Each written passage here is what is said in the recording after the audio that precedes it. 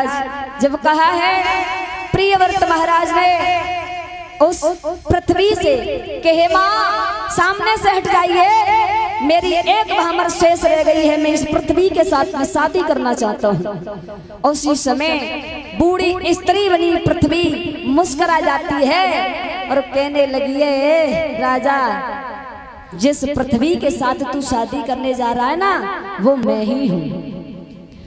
पहले तूने मुझसे शादी करना चाहा, मुझे स्त्री बनाना चाहा और इसी मुख से तूने मुझसे अब मैया शब्द कहा है, तो अब तू खुद न्याय कर कि मुझे स्त्री बनाएगा या मां बनाएगा।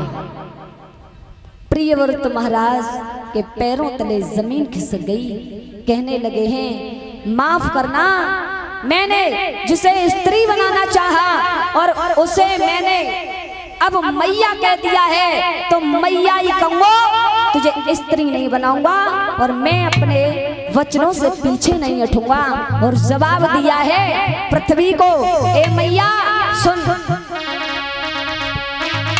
और देखा होगा आप लोगों ने, खैर हमने और तुमने तो नहीं देखा है, लेकिन जो बुजुर्ग बैठे हैं उन्होंने देखा है कि महाराज प्रियव्रत जो थे पृथ्वी से इतना वचन देने के बाद में पृथ्वी से ये भी बोल के गए थे कि पृथ्वी मैंने तुझे पत्नी बनाना चाहा, फिर मैंने तुझसे मैया कहा, तो मैं जा तुझे वचन देता हूँ, आज के बाद मैं पृथ्वी पर अपना कदम नहीं रखूंगा। महाराज प्रियव्रत की मृत्यु हो गई, उनकी आत्मा एक हरियल नाम के पक्षी में प्रवेश हो गई।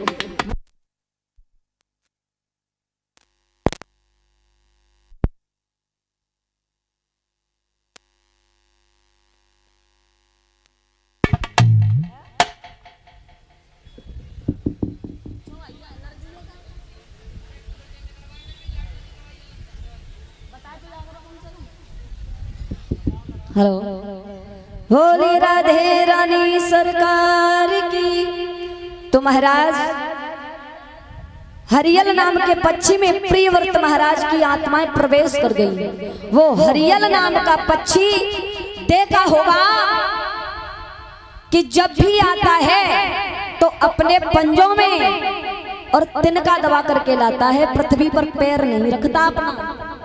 पहले के राजा महाराजा ऐसे थे, जो करते थे, जो कहते थे वही करते थे।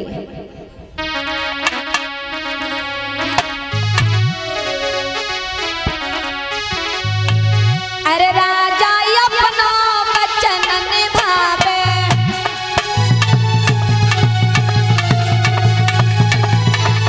और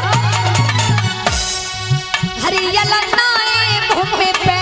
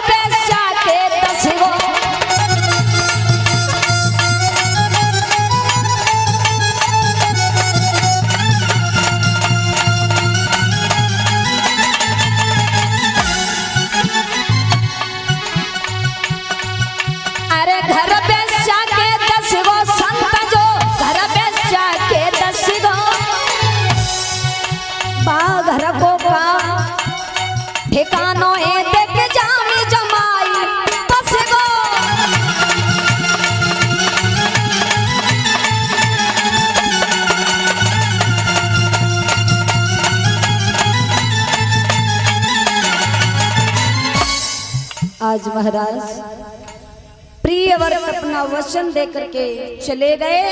जब भी आता है हरियल नाम का पक्षी पृथ्वी पर पैर नहीं रखता है।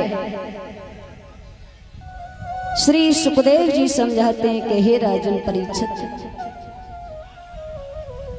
और मर्द तो वही कहलाता है, कहते हैं ना, सम्मान उसी का होता है जो औरों का सम्मान करे। सम्मान उसी का होता है जो औरों का सम्मान करे। प्रशंसा उसी की होती है जो दुखियों का दुख दूर करे।